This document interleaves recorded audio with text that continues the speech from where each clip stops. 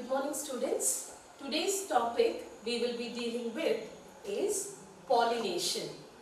Okay, in the previous parts we have studied the structure of androecium and gynoecium.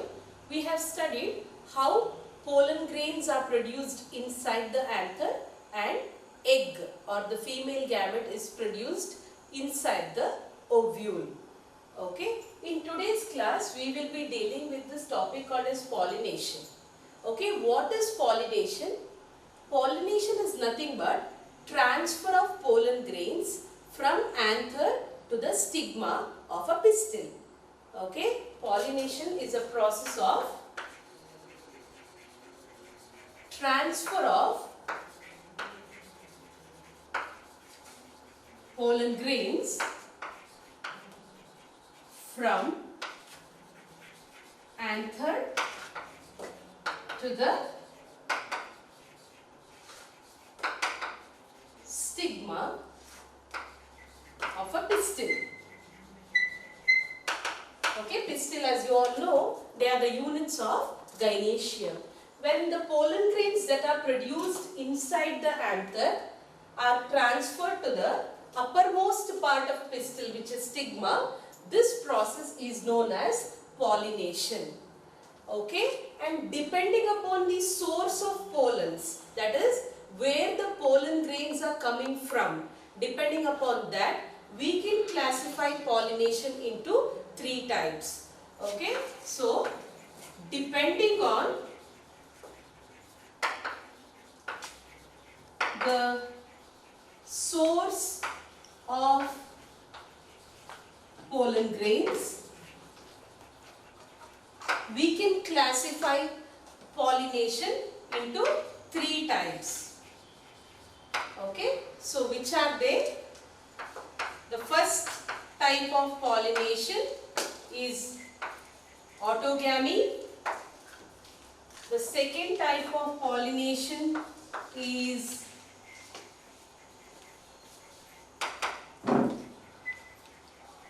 geitonogamy. The third type of pollination is xenogamy. Okay, I hope you all understood. Depending upon the source of pollen grains, where the pollen grains are coming from, we can classify the pollination into three types. The first one is autogamy, second one is geitonogamy, the third one is xenogamy. We will study each type of pollination in detail. Let's look into each type of pollination one by one. Let us start with the first type of pollination, which is known as autogamy. Okay, the flowers in which autogamy takes place are known as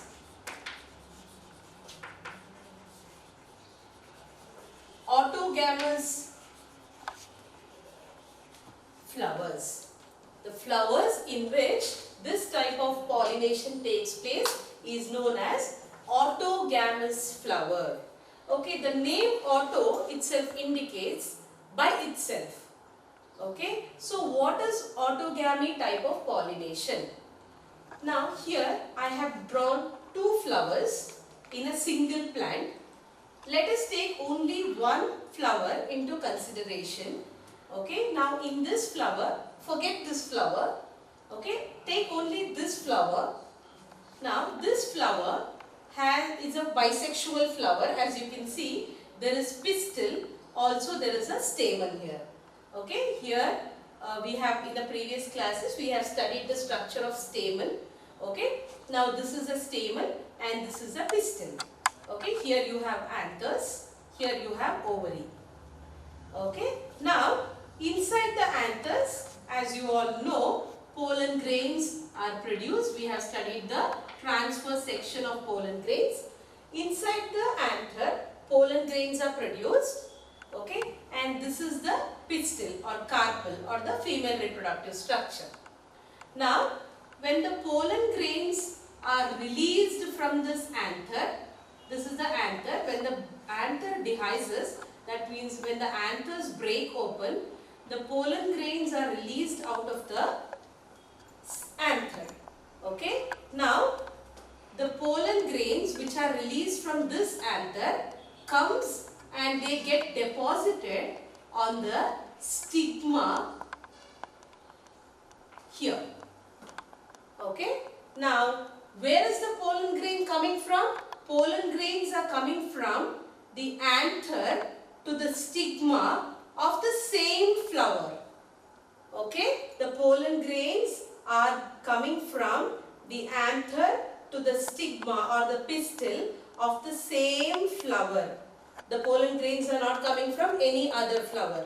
Such type of pollination is known as autogamy by itself. Okay, so the anther also belongs to the same flower, pistil also belongs to the same flower. Pollen grains are coming, are getting transferred from the stamen or the anther to the stigma of the same flower. This type of pollination is called as autogamy. I'll write the definition here. Transfer of pollen grains from anther to stigma of the same flower. In a single bisexual flower, the pollen grains are getting transferred from the anther to the stigma. There is no involvement of any other flower or any other plant here. Such type of pollination is known as autogamy. Okay, I hope you all understood what is autogamy. If we are clear with autogamy, then we can move on to the next type of pollination, which is geitonogamy.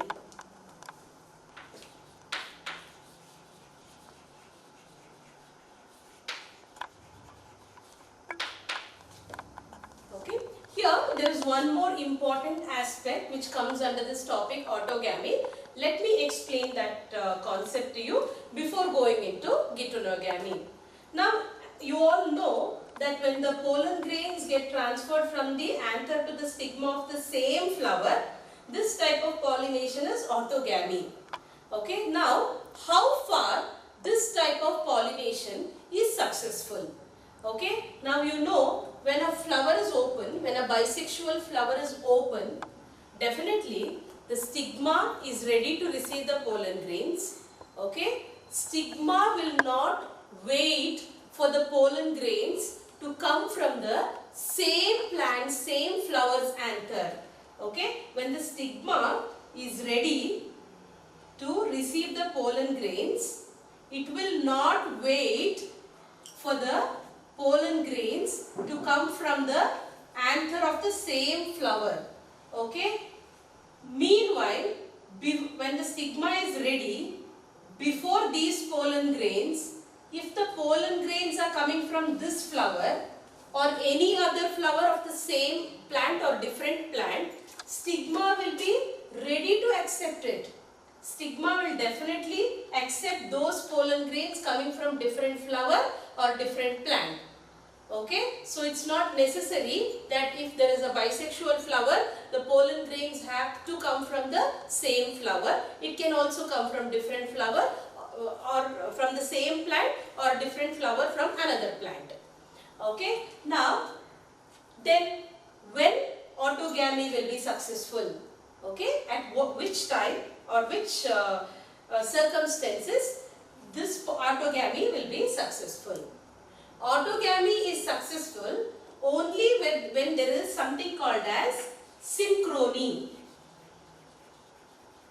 Synchrony or synchronization, what we say. Synchrony means two things should happen at the same time. Then it is called as synchrony. Here, if there is synchrony in the same flower, then autogamy will happen. Okay, what is synchrony? What type of synchrony? Let me explain. Synchrony, as I already told you, two things should happen at the same time. Here, two things are the stigma,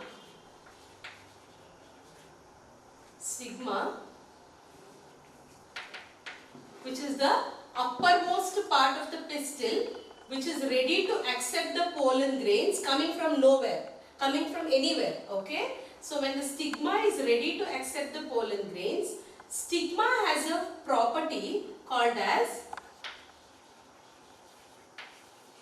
receptibility. Receptibility means at particular time stigma becomes ready to receive the pollen grains. Okay, stigma will not be ready to receive the pollen grains throughout its cycle. Stigma will be ready to receive the pollen grains at only certain point of time. Okay, when the flower is completely mature, when the egg is ready for pollination, at that particular time the stigma becomes receptible. Receptible means it is ready to receive the pollen grains which is coming towards it. Okay, so that is called as receptibility of the stigma. Okay, then this pollen grain release time.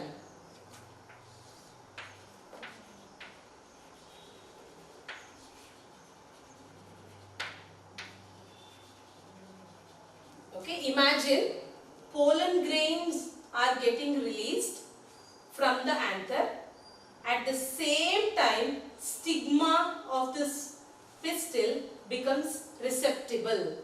That means it is ready to accept the pollen grains and the anther is releasing the pollen grains. If both the phenomenon takes place simultaneously, that is called as synchrony.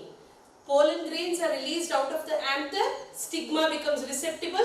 It is both the phenomenon are happening at the same time. So immediately stigma is receptible, pollen grains are released, pollen grain will come and sit on the stigma, stigma accepts the pollen grain. Okay, did you understand the concept? So synchrony is very much essential in this pollination called as autogamy. If the pollen grains are released, stigma is not receptible, then the pollination is not going to happen. Pollination will happen in autogamous flower only when the stigma receptibility and pollen grain release time matches with each other. Okay, so this is the speciality of autogamous flower. Now, there are two different types of autogamous flowers. I already mentioned the flowers which carries out autogamy type of pollination are called as autogamous flowers. Okay, there are two different types of autogamous flowers.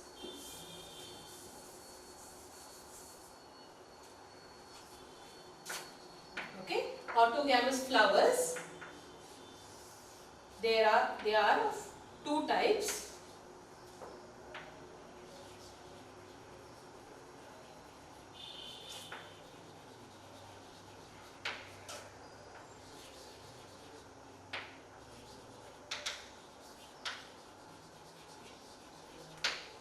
As you can see here, autogamous flowers are of two types. One type of autogamous flowers are known as chasmogamous flowers. The other type of autogamous flowers are known as cleistogamous flower. Okay, chasmogamous flower and cleistogamous flower. What is the difference between these two? The difference is that chasmogamous flowers are those flowers which will always be open.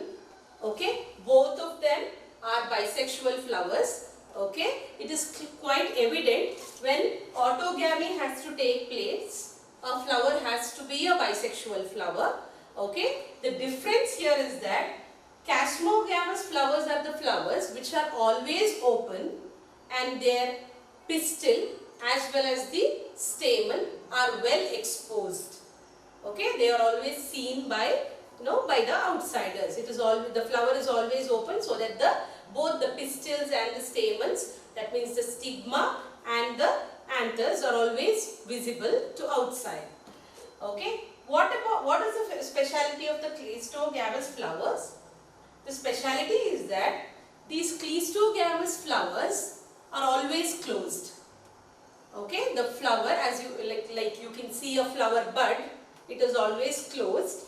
Cleistogamous flowers are always in a closed state, so that the pistil as well as the stamens which are present inside the cleistogamous flowers are not exposed.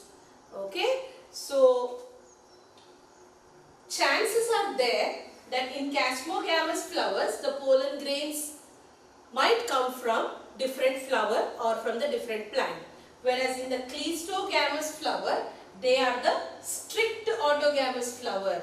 Okay, they are generally known as strict autogamous flowers. Why they are known as strict autogamous flower? Because since these flowers are always closed and their stigma is not exposed, always the pollen grains comes from the same flower and gets deposited on the stigma. Okay, so there is no chance that the pollen grains might come from some other flower. Okay, so they are the strict autogamous flowers. These are the difference between these are the two types of autogamous flowers, Chasmogamous and Cleistogamous flowers. This question is very important. Okay, the question might arise as explain the different types of pollination, or they might ask you the difference between Chasmogamous and Cleistogamous flowers. Okay, so they are the strict autogamous flowers. Now let's move on to the next type of pollination, which is geitonogamy. Okay, I will use the same diagram in order to explain geitonogamy. Now in this autogamy, I told you when there is anther, when there is stigma, pollen grains are released from the anther and it gets deposited on the pistil, it gets deposited on the stigma of the same flower. Okay. Now imagine a case where the pollen grains are present inside this anther also. Okay, but before the anthers release the pollen grains in the same flower, there is a chance that the pollen grains might come from the different flower but of the same plant. Okay, so you see one plant, in the same plant you have two flowers. Okay, one flower is here, another flower is here.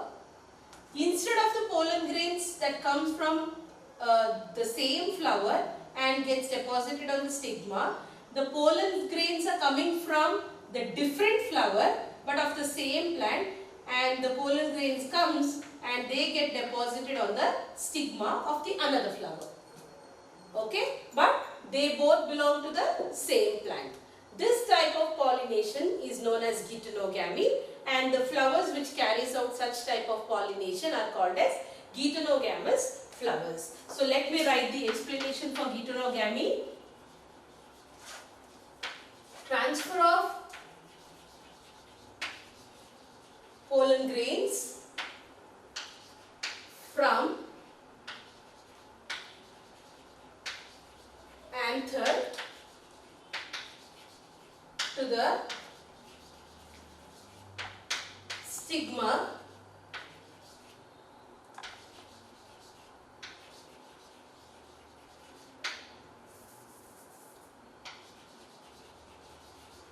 of another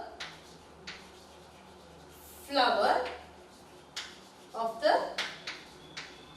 same plant.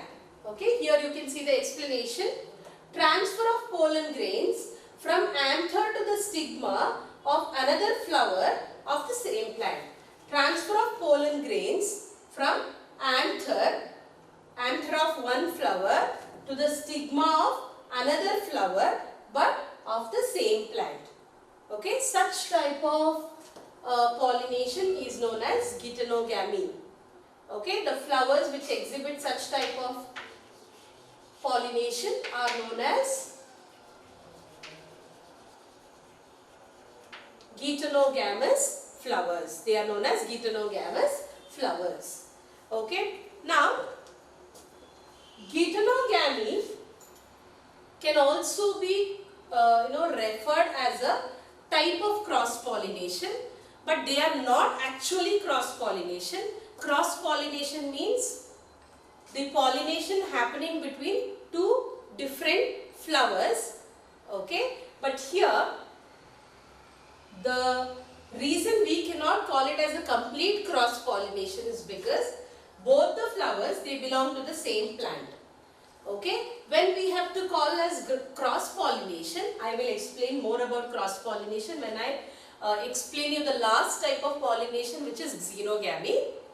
Okay, at that particular time, I will explain why xenogamy is actually known as cross pollination. Then you can make out why we cannot consider autogamy and heterogamy as cross pollination. Okay, so now let's move on to the last type of pollination, which is xenogamy.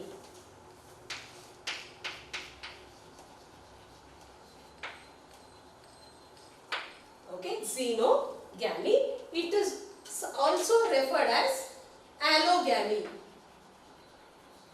It is not mentioned in your syllabus, however, it is also referred as allogamy. Now, imagine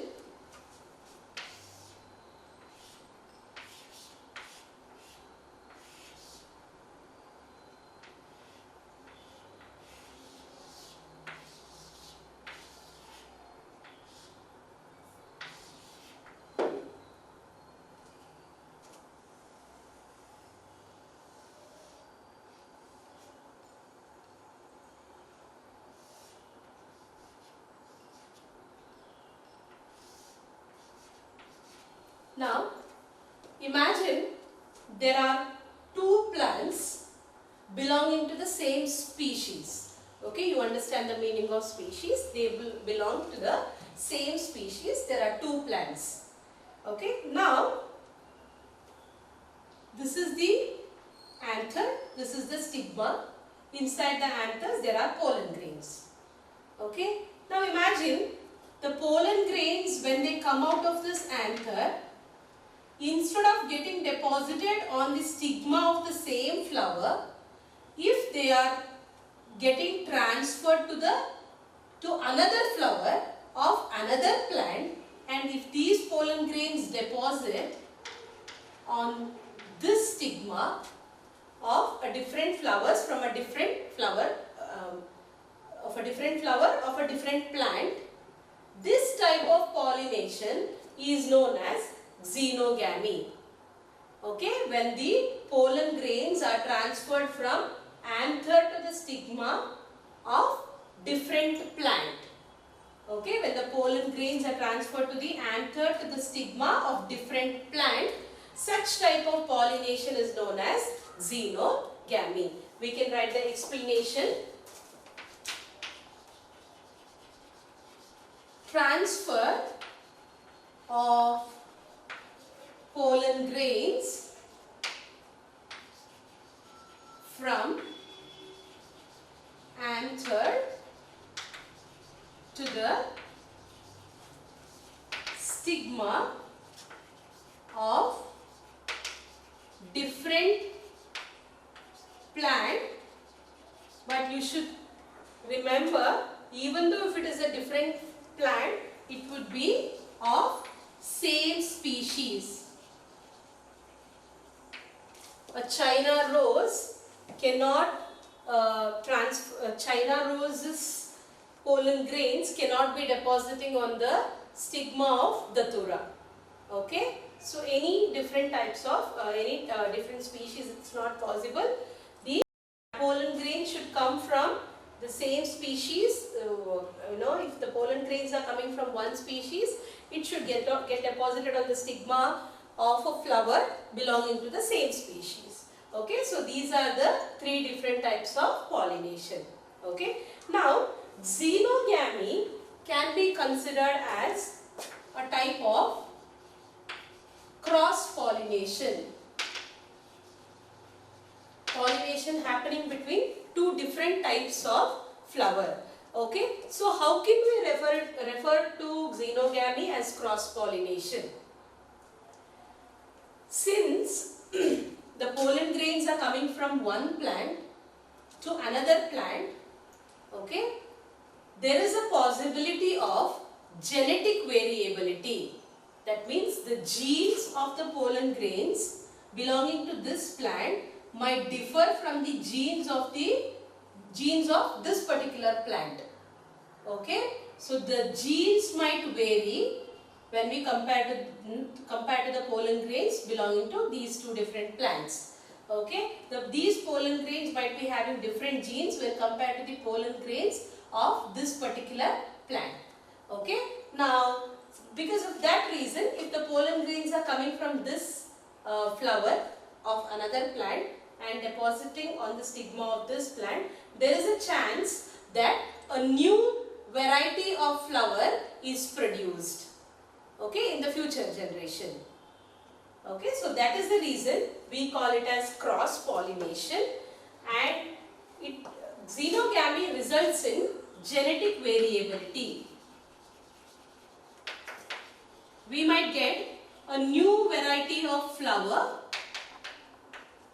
or a new variety of plant, okay, of the same species when xenogamy happens. So we say xenogamy is responsible for genetic variability because pollen grains are coming from another different plant.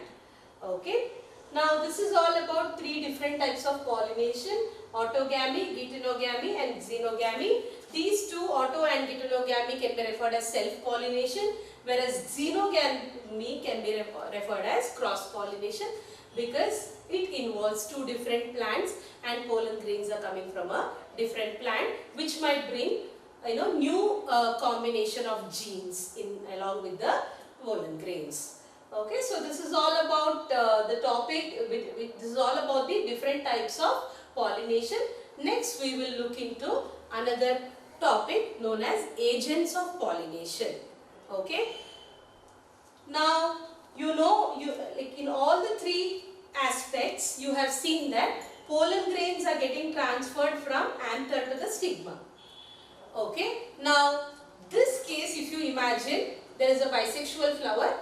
Anthers and stigma are very close with each other. If they touch each other, there is a possibility that the pollen grains might get deposited on the stigma. Okay. However, if it is a case of geitonogamy where two flowers are far from each other, or imagine a case of xenogamy where the two plants are far from each other and the flowers are very far from each other, how the pollen grains will come and attach on the stigma? Okay, how the pollen grains get transferred? Okay, so to understand that, we have to talk about the topic called as agents of pollination. Okay, agents means there is somebody who is helping these pollen grains to transfer from one place to another place. Okay, from one place to another place. So, those somebody who is helping for the transfer of pollen grains are known as agents of pollination. We will look into different agents of pollination. Okay, students. Now, we will look into the next topic known as agents of pollination. Okay, I have already mentioned what is pollination. Okay, and why do we need an agent for pollination? When pollen grains are produced in a flower and the stigma is present in some other flower, okay, or the stigma is present in a different flower of a different plant, okay, the pollen grains have to reach the stigma so that the further activities of fertilization can take place. All these are pre-fertilization events. Okay. Now, if the pollen grains has transferred from anther to the stigma, we need certain agents who can carry out this process known as pollination. Which are the different types who are the different agents of pollination? The agents of pollination can be broadly classified into biotic and abiotic.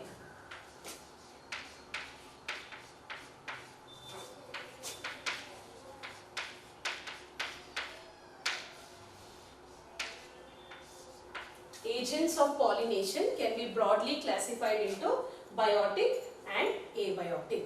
Okay, you can clearly make out from the word biotic has life, abiotic it doesn't have life.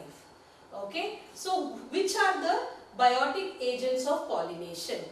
Okay, when we say biotic agents of pollination, they are nothing but animals. Animals are the biotic agents of pollination. And when we talk about abiotic agents of pollination, generally wind and water are the abiotic agents of pollination. They will be able to carry out pollen grains from one place to another place where stigma is present. Okay, so let's look into each type of agent one by one. Let's begin with abiotic agents of pollination first. Now, first abiotic agents of pollination we are dealing with is wind, which is considered as a abiotic agent of pollination since it doesn't have life. Okay, it's clearly understood when the wind blows. In the wind, it can carry pollen grains from one place to another place. Okay, so we must be knowing about this term called as anemophily. Okay, the word anemophily represents pollination by wind. Okay, we might get little confused with this term anemophily because it has the word anemo. Okay, students get confused anemophily as pollination by animals, but that is not the case. Anemophily represents when pollination happens by wind, that is considered as anemophily. Okay, now imagine wind is blowing and wind is getting pollen grains from one flower to another flower of the same plant, or it could be different plant. Okay, now what should be the features of those particular plant or a flower so that it provides a provision for the wind to carry up the pollen grains. Okay, what should be the feature of pollen grains if the wind has to carry those pollen grains to different flowers? Okay, the properties of pollen grains will be, or let us write general properties. If anemophily has to take place, then what are the properties of that particular flower? Okay, so the properties in case of wind is that if the wind has to carry pollen grains from one place to another place, pollen grain has to be light weighted. Okay, the pollen grain has to be light weighted. That means it shouldn't be very heavy. If the pollen grains are very heavy, then the wind may not carry the pollen grains along with it. Okay, the second property is that the pollen grains have to be non-sticky. Okay, if the pollen grains are sticky, then it might get stuck to anther itself when the wind is blowing. When the wind may not be able to carry the pollen grains along with it, so it should be non-sticky. Okay, and the third property is well exposed stamen. Okay, well exposed stamen. If the stamens are hidden somewhere inside a flower, then when the wind is blowing, the wind may not be able to capture the pollen grains which are present surrounding to the anther. Okay, so the stamen should be well exposed so that the anthers can be seen properly, and the anthers are almost exposed outside so that when the wind blows, it can carry pollen grains along with it.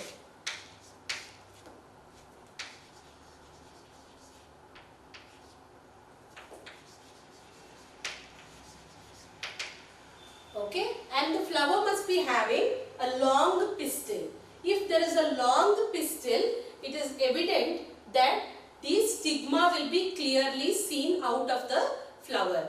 Okay, the stigma will be clearly seen outside the flower so that when the wind is blowing, it can bring the pollen grain, just deposit it on the stigma and it can move on. Okay, so the pistil should be long, or we can say the stigma should be little longer. Okay, and the next property is that if the flowers are very small, then that particular plant should produce more number of flowers. What we call it as, the flowers when they are present in group, we call it as inflorescence. Okay, so if the flowers are very small, the plant should produce a lot of those small flowers, which is called as inflorescence, so that there is a possibility or there is a chance that at least few flowers will capture the pollen grains when it is passing along with the wind. Okay, so they are the properties of flowers which are carrying out wind pollination or anemophily. Okay, when the wind is blowing, when the wind is passing by, it can carry pollen grains from one flower to another flower, provided the flower should be following all these properties. Okay, so this is the information regarding wind pollination or abiotic agent, which is wind. We will next talk about another abiotic agent, which is water. Okay, under this we have to know this term called as hydrophily. When the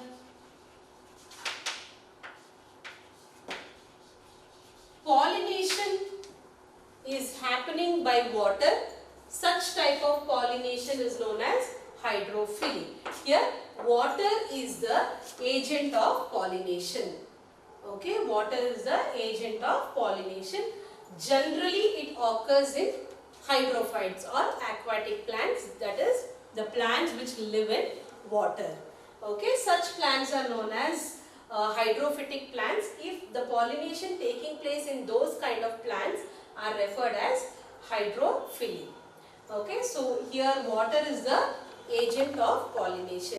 In this case, you can imagine a flower,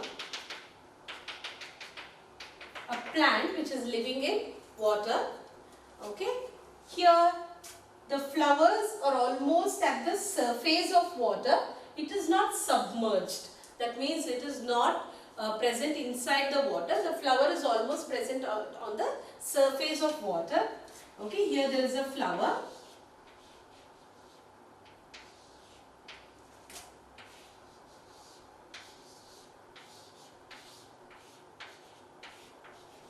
Here there are stamens, here is anthers, here are pollen grains, here is your pistil.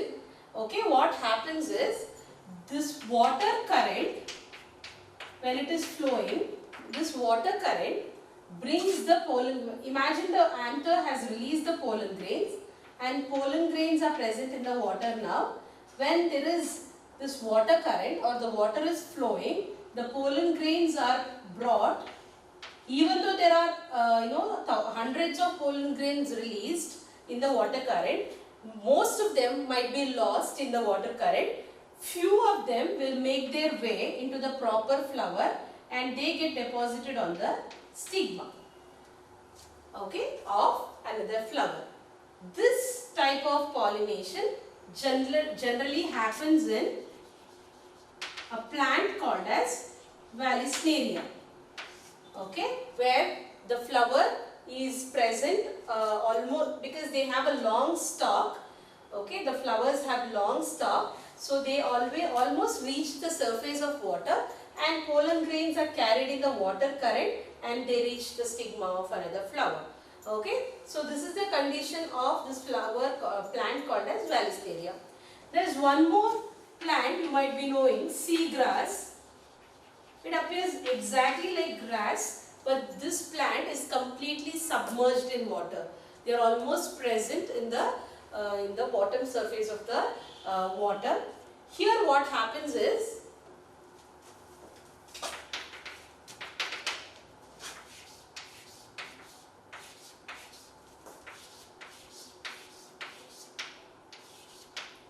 okay, here when this plant produces pollen grains, the pollen grain generally here it has a kind of ribbon shaped, okay. So they are brought in the air current below the surface of water. Okay, so the pollen grains come from this plant to this plant. Okay, getting submerged in the water. They do not come in the surface of water. Okay, they come below the surface of water and they reach the another plant or another flower's stigma. Okay, such type of pollination is seen in seagrass. Okay, so but let me tell you, even though water acts as an agent of pollination, only 30 genera of flowering plants, that is angiosperms,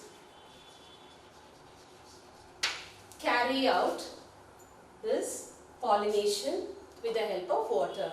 Okay, even though most of the plants, many plants live in water surface, or we can find many hydrophytes.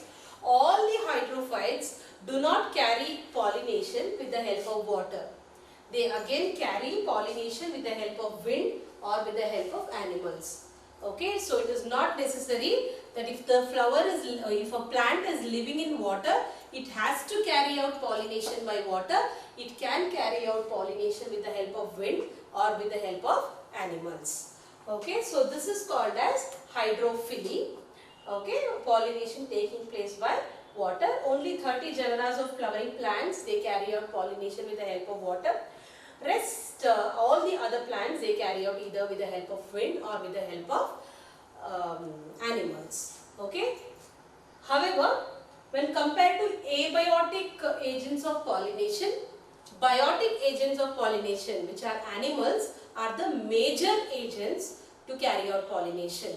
Okay, pollination with the help of animals are the most important, or the majority of pollination taking place on Earth's surface in the plants are taking place through animals. Okay, next comes wind, then afterwards, the last is pollination by water. Majority of pollination takes place with the help of animals itself. That is represented as zoophily. Okay, I will discuss it next. With abiotic agents of pollination, now let's look into biotic agents of pollination. Okay, under biotic agents, we will talk about how pollination takes place with the help of animals. Okay, so this is represented with the word zoophily. Zoophily means pollination taking place with the help of animals. Okay, when the pollination takes place with the help of animals, that particular type of condition is called as zoophily. Okay, zoo, as you know, it's the word indicates animals, right? Now, under animals, which type of animals? Okay, butterflies, moth, birds, beetles, wasps. Okay, butterflies, moths, different flies. Okay, all of them, they carry out pollination. Okay, so all can be considered as a general zoophily pollination. Okay, so the pollination taking place with the help of animals. Which are the different animals? The pollination can take place with the help of butterfly, moth, birds, beetles, wasps, flies, etc. Okay, the majority of pollination on Earth is taking place with the help of insects. Okay, if the pollination is taking place with the help of insects, such type of pollination is known as entomophily. Okay, majority of the pollination takes place with the help of insects. Such type of pollination is known as entomophily. If the pollination is taking place with the help of insects under animals. Okay, now if the insect has to do a pollination, what is its interest in carrying out the pollination? Why insects, or for that matter any animal, should carry out pollination? Okay. Now when the insect, let's take a butterfly. Butterfly is sitting on one flower, and from that flower it flies on and sits on the next flower. Okay. If those two flowers belongs to the same species, there is a possibility that the butterfly might carry pollen grains from this flower to that flower. Okay. So the pollination happens without the knowledge of butterfly. Okay. Now why the butterfly will come and sit on different flowers? We all know the reason. Butterflies fly from one flower to another flower searching for its food. Okay. Food, when we say, the food that a flower can offer to any insect is the nectar. Okay. So because of the nectar, different insects comes to a flower, they sit on a flower, they consume the nectar, okay, and they fly into next flower without noticing that pollen grains which are present on that particular flower where they have taken the nectar from, those pollen grains have they have attached to the body of the butterfly. Butterflies, without knowing this, goes and sits on the next flower. The pollen grains which are dusted on its body gets deposited on the stigma of the next flower. If both the flowers are belonging to the same species, definitely it will end in fertilization. It will carry out the further pollination process. It leads to fertilization. Okay. Now that's the speciality of this zoophily. Okay. Let's study something more about entomophily. Now let's know which are the different features of a entomophilous flower. Okay, the flower in which entomophily or pollination by insect is happening, such flowers are called as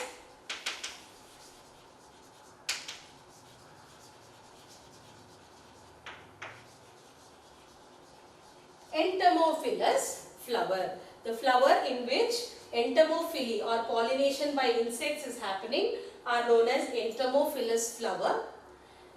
Okay, now what are the properties of this entomophilous flower, or you can also say features, properties of this entomophilous flower, so that entomophily is taking place in that particular flower. Okay, first property is that these flowers should be larger in size. Okay. Now, when a flower is large, it is clearly visible and it attracts different insects. Okay, if the flower is very small, then it may not get the attention of different insects. Okay, so if the flower is large, it can be easily detected by any insect. Second is,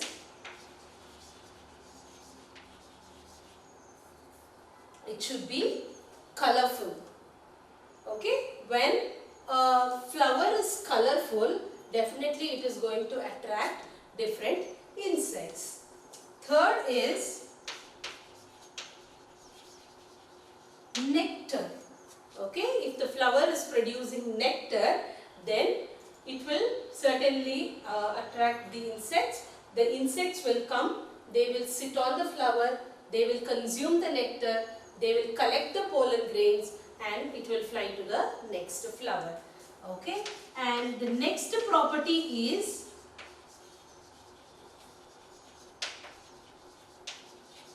the pollen grains must be sticky.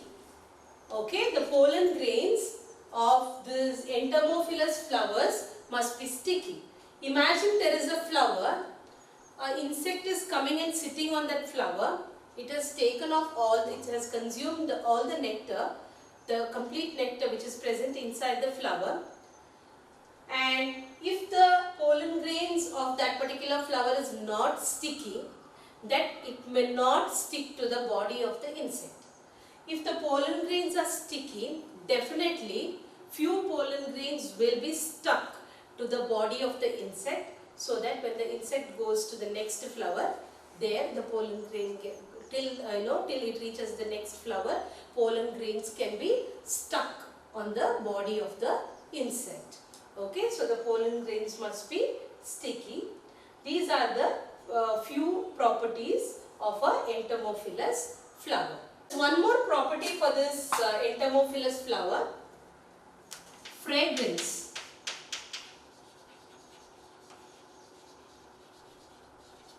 Okay, the flower must be having a nice fragrance.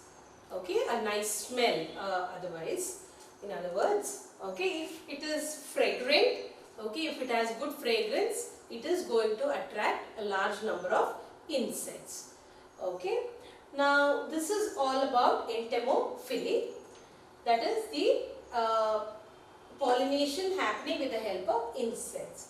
If we take these, let me tell you an interesting aspect of beetles and wasps. Beetles and wasps are also a kind of animals who carries out pollination. Okay. However, here in insects, I told you that if the insects have to be get attracted towards a flower, entomophilous flower, this flower should be having a nice fragrance. Okay, a nice smell. Okay, whereas if the beetles and wasps have to get attracted to a particular flower, they should have a very odd smell. Okay, if the flower is having a very odd smell or not a quite good fragrance, at that particular time, or we can say bad fragrance, bad smell, then at that particular time, beetles and wasps get attracted more towards that particular flower. Okay, so every insect has their own, or every animal has their own requirement in order to get attracted to a flower for carrying out pollination process. Okay, apart from all these things, there is a moth. Here I have mentioned moth is also an agent of pollination. Moths are the general pollinators in this plant called as yucca plant. Okay, moths and yucca plants are very good friends. Okay, in which way? Yucca plant produces quite a big flower. Okay, the ovary of the pistil in this flower is quite big. Okay, or the ovarian cavity or the locule, what we have studied in the last class, that ovarian cavity or the space inside the ovary of the pistil is quite bigger. Okay, so what happens is, these moths, they come towards this yucca plant to lay eggs. Okay, moths lay eggs in the ovarian cavity or locules of this yucca plant's flower.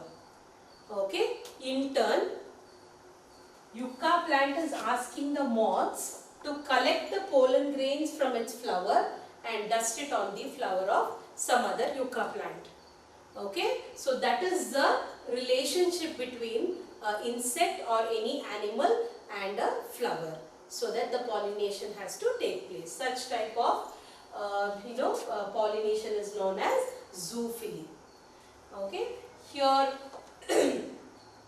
if the flowers are very big, generally few animals find that particular flower as a place to breed. That means to lay eggs.